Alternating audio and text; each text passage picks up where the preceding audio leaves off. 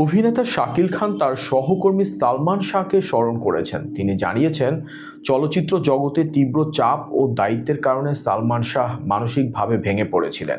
শাকিল খান আশা প্রকাশ করেছেন, বর্তমান প্রজন্মের অভিনয় শিল্পীরা এই ধরনের চাপ মোকাবেলায় সচেতন হবেন।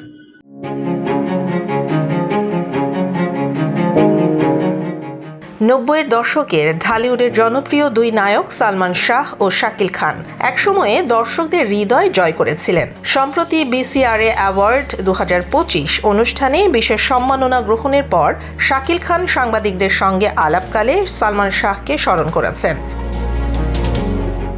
শাকিল জানান, সালমান শাহ ছিলেন অসাধারণ মেধাবী শিল্পী। অল্প সময়েই নিজের কীর্তি প্রমাণ করেছিলেন, কিন্তু চলচ্চিত্রের মানুষরাই তাকে মানসিকভাবে ভেঙে দিয়েছিল। বিভিন্ন সংগঠন তাকে বয়কট করেছে। অনেক পরিচালক তার সঙ্গে কাজ করতে চাননি। একজন মানুষকে সারাক্ষণ টর্চার করলে সে ভেতর থেকে ভেঙে পড়ে।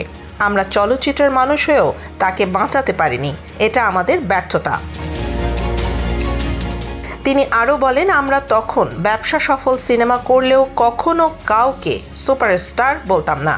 দর্শকের ভালোবাসা আমাদের সবচেয়ে বড় পুরস্কার। 1996 সালে আমার এই মন তোমাকে দিলাম সিনেমাটি 11টি ছবির সঙ্গে মুক্তি পেয়েও দারুণ ব্যবসা করেছিল। তবুও আমরা শুধু দর্শকের ভালোবাসাতেই খুশি ছিলাম।